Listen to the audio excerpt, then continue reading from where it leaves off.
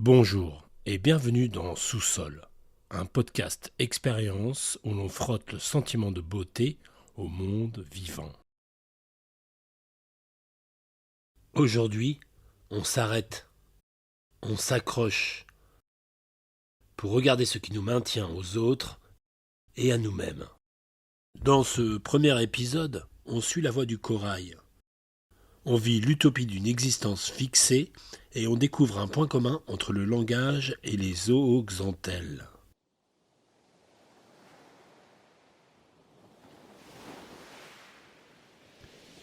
Ce qui me revient d'abord en tête, c'est le souffle du vent sur mon visage, et cette façon particulière qu'a la coque du bateau de rompre la surface lisse de l'eau. Léo Daguet, Head of Sustainable Innovation et metteur en scène. La manière dont la proue écarte le fluide, avec douceur, avec une certaine délicatesse, avant que le chaos, l'écume et les turbulences n'apparaissent sur les côtés du bateau, ou à la poupe, derrière le moteur, derrière le bruit, le mouvement et l'énergie. À l'avant, tout est simple et calme. On regarde l'horizon bleu, ou bien on scrute la profondeur de l'eau bleue, en silence. Chacun pour soi, mais chacun chargé de la même excitation, du même désir de découverte. Et puis on arrive. C'est à la surface d'une mer chaude, quelque part entre deux tropiques.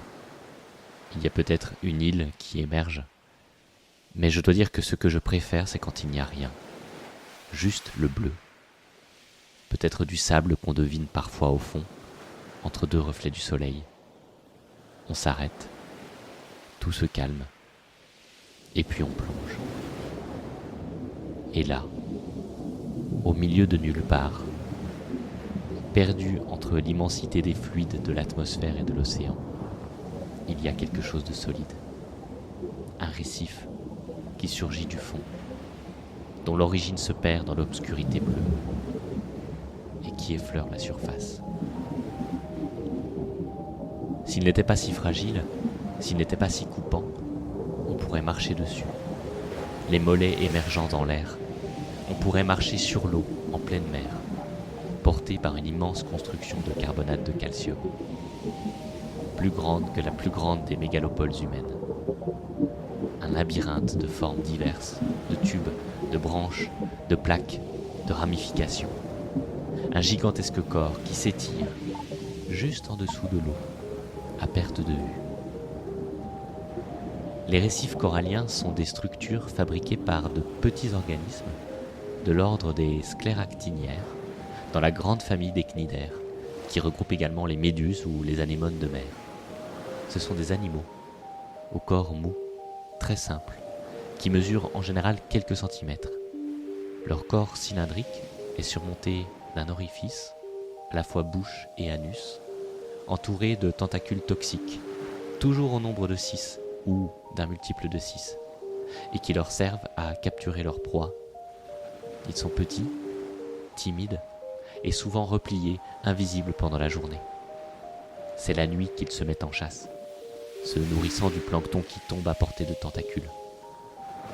Ce que l'on voit, l'architecture immense du récif et ses formes arborescentes, c'est le squelette externe que secrète patiemment chaque individu, appelé polype, selon des règles propres à son espèce, à sa colonie, aux conditions environnantes.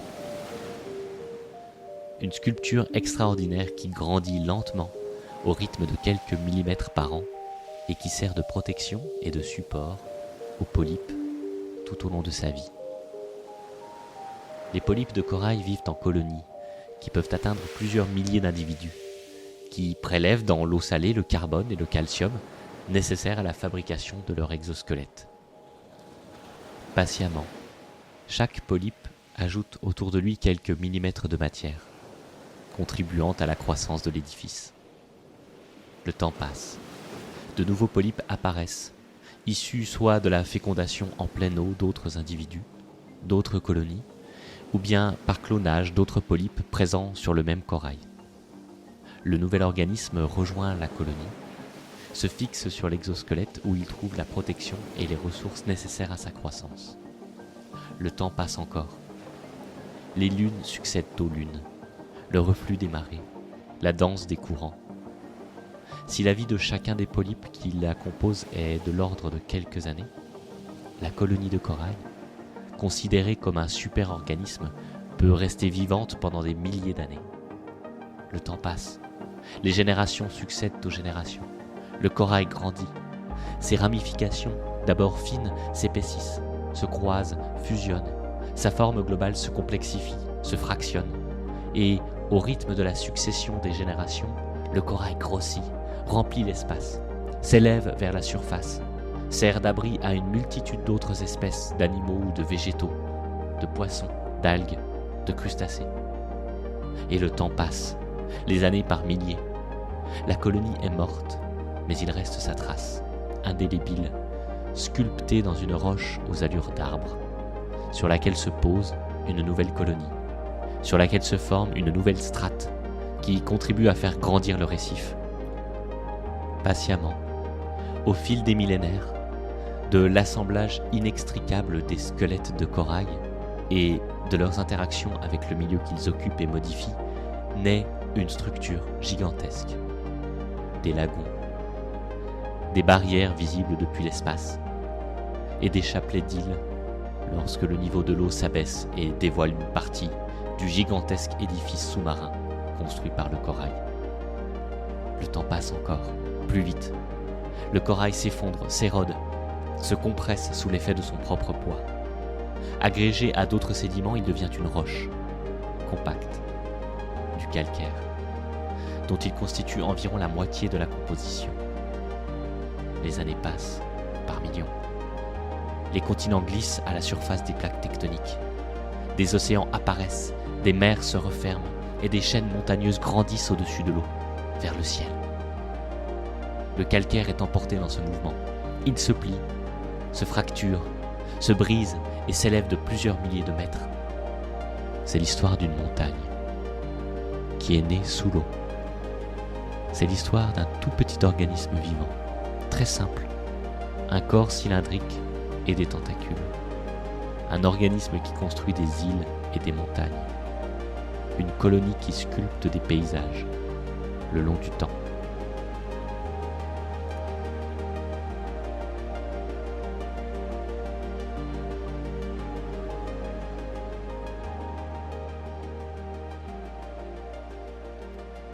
Le polype de corail n'est pas un animal comme les autres. Parce qu'il passe la majeure partie de son existence fixé, attaché à son squelette de carbonate de calcium, il a longtemps été difficile à classer pour les biologistes et les observateurs de la nature. Le mouvement, la capacité de tracer une trajectoire dans l'espace, c'est ce qui caractérise l'animal. C'est ce qui le définit. Dans notre langue, âme, animal et animé sont reliés par une même étymologie. Être vivant, être animé par une âme, par un souffle vital, c'est d'abord et avant tout se mouvoir, se déplacer. Si cela ne bouge pas, en général, c'est que cela végète, c'est que c'est à moitié vivant. Alors le polype de corail, il vit dans un entre-deux. Ce n'est pas un végétal, parce qu'il a besoin de se nourrir pour survivre, et puis il peut bouger. Au stade larvaire, il nage dans l'eau, propulsé par de petits cils, avant de trouver une zone adéquate où se fixer. Et une fois adulte, il est capable de se rétracter ou d'étirer ses tentacules. Il s'agit donc bien d'un animal, mais d'un animal limite, d'un animal qui a réussi à s'affranchir du fardeau commun à la majorité des autres animaux, devoir se déplacer, toujours, sans arrêt, pour espérer tomber sur de la nourriture, ou sur un semblable avec qui se reproduire. Le polype a atteint un certain stade de l'évolution qui lui permet d'effleurer une utopie, celle d'un animal qui pourrait s'arrêter, se poser, s'installer. Qu'est-ce qui lui permet de déborder ainsi des bornes de la mobilité imposée ? Qu'est-ce qui lui permet de s'attacher.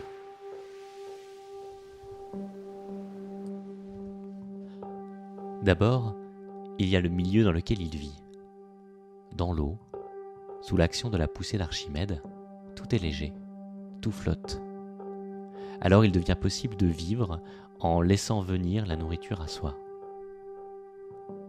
au gré du courant, de filtrer l'eau comme sur Terre on fouille le sol pour se nourrir. Dans l'eau, c'est le monde qui se déplace autour de nous. Alors on peut s'arrêter, se fixer et le laisser venir à sa bouche. Ensuite, il y a les autres, car le polype ne se fixe pas seul.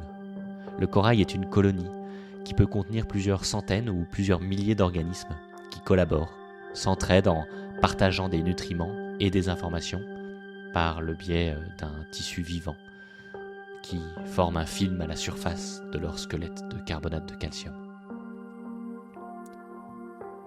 Mais la collaboration va plus loin. Elle traverse les espèces, elle traverse les règnes du vivant. Les coraux de mer chaude vivent en symbiose avec une petite algue, minuscule, unicellulaire, la zooxanthelle, qui prolifère à l'intérieur des polypes. Grâce à la photosynthèse qu'elle y réalise, elle fournit une source d'énergie au corail qui ne dépend pas des courants et de la nourriture qu'il dépose dans sa bouche. Et puis, tout autour du corail, à la surface de son exosquelette, prolifère un écosystème de bactéries, toute une population symbiotique qui permettent à la colonie de s'adapter à des maladies ou à des évolutions de son milieu, qui lui permet de se transformer pour survivre sans avoir besoin de fuir ou de se cacher. En profitant ainsi de la physique particulière de l'océan, ce grand monde où tout est en mouvement perpétuel, en y tissant des liens multiples avec lui-même et avec d'autres vivants, le corail parvient, d'une façon spectaculaire, à transgresser les limites qui séparent l'animal du végétal. Il a réussi à stopper sa course, à se fixer, à devenir forêt, à faire disparaître son individualité pour devenir multiple, comme les plantes, comme les arbres, à se multiplier pour devenir immortel, jusqu'à construire des montagnes. Une étude estime qu'environ la moitié du calcaire terrestre pourrait trouver son origine dans l'activité des récifs coralliens. Sur des centaines de mètres s'élèvent les traces fossilisées de cette immense forêt animale. L'eau y creuse des galeries, des arches, des grottes, et puis, en se transformant, certaines roches calcaires prennent une couleur intense, pure, souvent blanche, teintée de veines colorées, et que l'on peut polir pour lui donner une teinte brillante. On parle alors de marbre. Et depuis l'Antiquité, en Occident, cette pierre est utilisée par les humains pour y fixer des images, des formes, pour fabriquer des statues et des palais. Geste précis du tailleur ou du sculpteur ainsi figé, pour l'éternité, dans la pierre.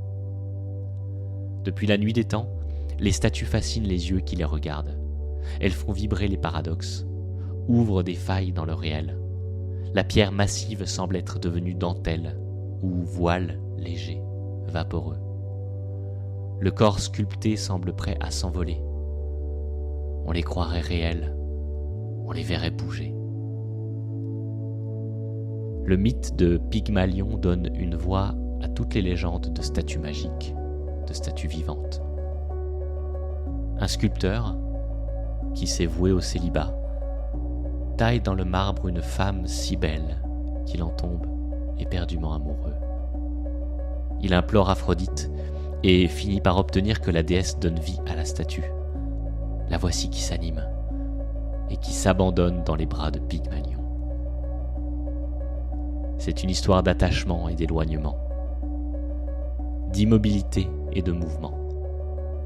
La fuite de Pygmalion, son refus de s'attacher à un mariage, le mouvement de son ciseau qui fige une forme dans le marbre, l'impossibilité pour Pygmalion de transgresser sa condition humaine, animale, mobile, pour s'unir à la pierre, la main de la statue qui soudain frémit, et puis les deux amants, accrochés l'un à l'autre, à la dérive. Comme une leçon étrange, propagée à travers les couches géologiques d'un tout petit animal qui sait devenir sculpture. La parole du corail, dont l'existence est à l'origine de toutes les statues.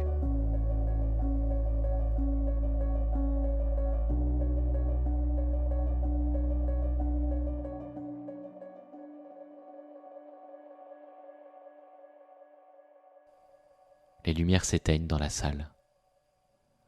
On donne Don Juan au théâtre.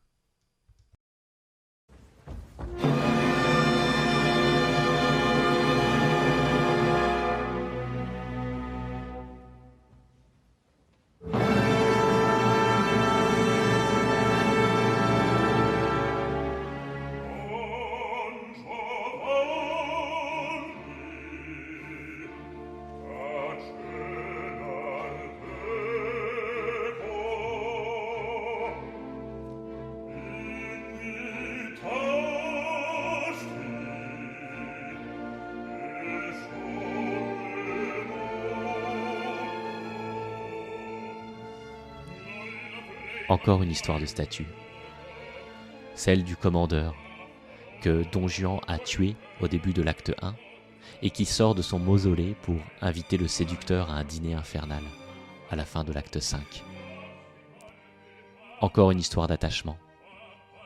Le récit d'un homme, Don Juan, qui se définit comme affranchi, libertin, mobile, qui piège dans la toile de sa séduction les femmes qui viennent s'y accrocher avec passion, un temps, avant que lui, libre comme l'air, ne s'éloigne à nouveau. Quoi, tu veux qu'on se lie à demeurer au premier objet qui nous prend? Qu'on renonce au monde pour lui et qu'on n'ait plus Dieu pour personne? La belle chose de vouloir se piquer d'un faux honneur, d'être fidèle, de s'ensevelir pour toujours dans une passion et d'être mort dès sa jeunesse à toutes les autres beautés qui nous peuvent frapper les yeux. Non, non. La constance n'est bonne que pour des ridicules. Toutes les belles ont droit de nous charmer. Et l'avantage d'être rencontré la première ne doit point dérober aux autres les justes prétentions qu'elles ont toutes sur nos cœurs. Pendant 2 heures, on suit les provocations, les transgressions du personnage de Molière. On l'observe dans son mouvement de chute entêté. Peut-être qu'on le juge depuis nos sièges, qu'on lui reproche de ne pas savoir se fixer, de ne pas vouloir arrêter sa trajectoire en spirale vers l'abîme. La scène est en Sicile. Il y a une statue qui bouge, un spectre, le sol qui s'ouvre et les flammes de l'enfer. Des corps qui gesticulent, se déplacent, des bouches qui répètent des mots écrits il y a 350 ans. Puis les lumières se rallument. Des applaudissements et le calme. La Sicile a disparu. Le gouffre s'est refermé. Les personnages se sont évaporés. On reprend sa veste, son sac à main. Il y a quelques commentaires et puis on quitte la salle. Que s'est-il passé pendant 2 heures? Où étions-nous? Emportés dans les trajectoires de Don Juan, hypnotisés par les lumières et les sons, sans vraiment s'en rendre compte, on s'est détaché. Ou plutôt, le réel entier s'est comme séparé, dédoublé, le temps de la représentation, comme s'il s'était soudain échappé de sa gangue habituelle, comme s'il avait fracturé son exosquelette, et on est parti avec. À oublier le temps, à oublier où l'on se trouve, à croire autre chose que ce que l'on voit, à entendre autre chose que ce qui est dit. Le temps d'une représentation de théâtre, comme Don Juan, on s'est laissé séduire par l'inconstance. On a fait une infidélité à la réalité habituelle. On s'est abandonné à d'infidèles amours avec d'autres réels.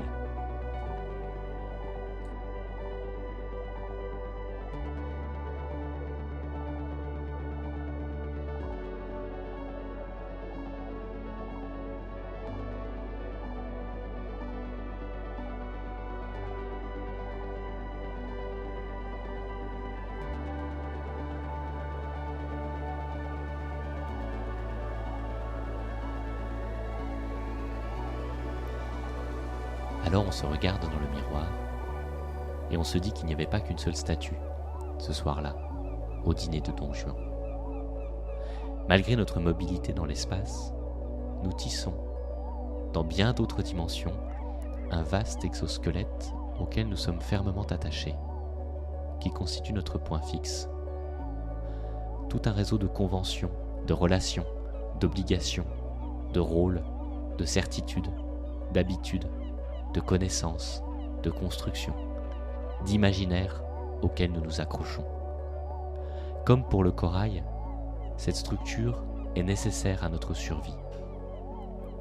Elle nous permet de rendre intelligible le réel, de réduire les besoins énergétiques de nos activités de cognition.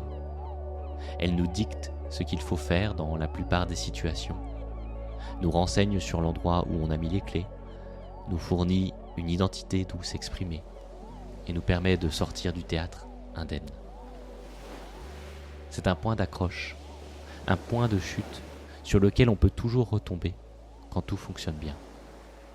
C'est un édifice que l'on construit progressivement, au fur et à mesure de notre vie, au gré des rencontres, du hasard, des codes qu'on nous transmet, des coups que l'on reçoit, de ceux que l'on imite. Je trouve que l'image d'un corail lui va bien, avec toutes ses ramifications, ses bifurcations, ses méandres, qui courbent nos émotions, nos perceptions, nos comportements, pour les faire suivre une certaine trajectoire préférentielle dans notre réseau sinueux. Une vaste construction qui raccroche les expériences que nous vivons à un point fixe qu'on appelle moi. Un agencement qui m'attache à moi-même, qui me ramène toujours à je. Chaque matin, au réveil, après chaque instant de rêverie, dans l'introspection de la mémoire ou à la fin d'une pièce de théâtre. Et comme pour le corail, cette immobilité, cette immuabilité du je, qu'on appelle l'identité, s'appuie sur beaucoup de mouvements autour. Qu'y a-t-il de commun entre celui que j'étais il y a 1 heure, il y a 3 mois, il y a 10 ans, et celui que je suis, là, à cet instant précis? Mon organisme n'a rien de fermé. C'est une cascade qui s'écoule le long du temps, constituée par d'incessants échanges avec le monde qui m'entoure, avec ce que je respire, avec ce que je mange. Pour maintenir mon identité, ma mémoire doit sans cesse remonter à contre-courant, transformer les traces des expériences qui se sont inscrites en moi, les digérer pour que je continue de m'y reconnaître, même si j'ai changé. Je me sens aussi bien attaché à mon corps aujourd'hui que je l'étais enfant, alors que presque tout, dans sa forme, dans ses dimensions, dans sa texture, a évolué, progressivement, sans qu'à aucun moment je n'ai l'impression d'avoir changé de place. Il existe dans notre cerveau un mouvement de flux et de reflux, comme un courant marin, le long d'un certain réseau que l'on appelle le mode par défaut. C'est le fonctionnement cérébral mesuré lorsqu'on ne réalise aucune tâche en particulier, lorsque l'on s'abandonne à l'introspection, lorsque l'on rêve. Même s'il est encore très mystérieux, il semble que le mode par défaut soit notamment impliqué dans le sentiment d'identité, qu'il trahisse l'effort que nos neurones mettent en œuvre pour reconstruire en permanence une immense statue. Ego, moi, mon je, que le réel ne cesse de fracturer. Un mouvement perpétuel qui nous permet de rester immobile. Et puis il y a les nombreuses symbioses sur lesquelles notre identité s'accroche, où elle trouve sa solidité. Le langage d'abord, qui prolifère dans notre conscience comme les eaux xanthelles dans des polypes de corail. Parce que pour parler, il faut un point fixe, un sujet, un je depuis où ça cause, et à qui la parole autorise en retour l'action, l'entendement et la réflexivité. La relation symbiotique que nous tissons avec notre langue est si forte que l'on en oublie que la langue est une construction, que le vocabulaire, la syntaxe, la grammaire sont des conceptions arbitraires, même s'ils se déploient autour de contraintes liées aux nécessités de la communication. Des aléas, autour desquels se cristallise l'immense exosquelette de nos significations.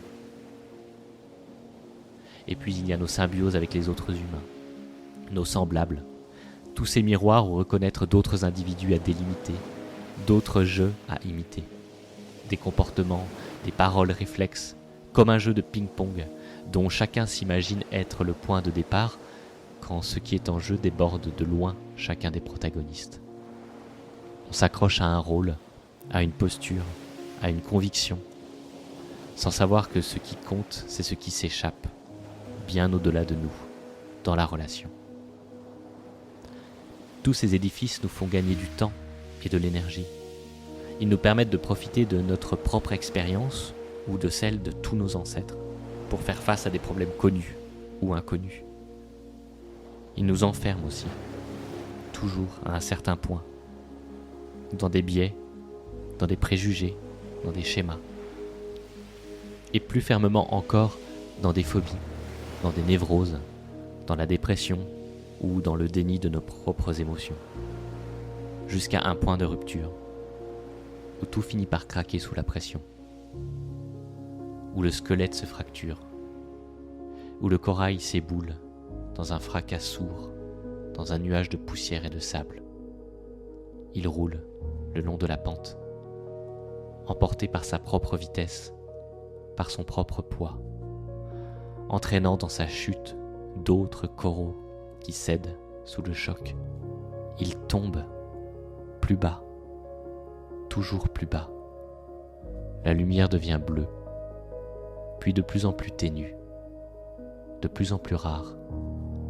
Cela tombe encore. Et tout est sombre, et tout est froid. Les extrémités du corail se sont brisées dans la chute. Il n'en reste que le cœur, un bloc informe, qui après une chute infinie, touche le fond, en soulevant la vase, seul, dans le noir total. Le temps passera, la poussière retombera, d'autres blocs viendront, dans le même fracas silencieux, s'accumuler, jusqu'à effacer les limites entre chaque construction, jusqu'à ce que tout fusionne en une roche homogène, chaque grain fermement attaché à tous les autres, formant un filet aux mailles microscopiques. Alors seulement, dans le marbre, le mouvement s'arrête un moment, avant que du fond de l'eau ne surgissent à nouveau des montagnes.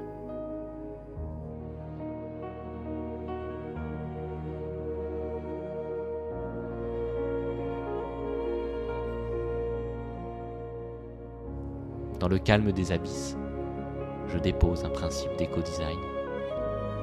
Tout attachement nécessite un mouvement. On n'est fixe que d'une façon relative.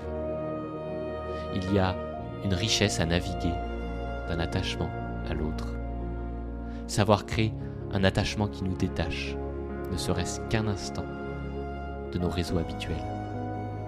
C'est ouvrir soudain une perspective nouvelle.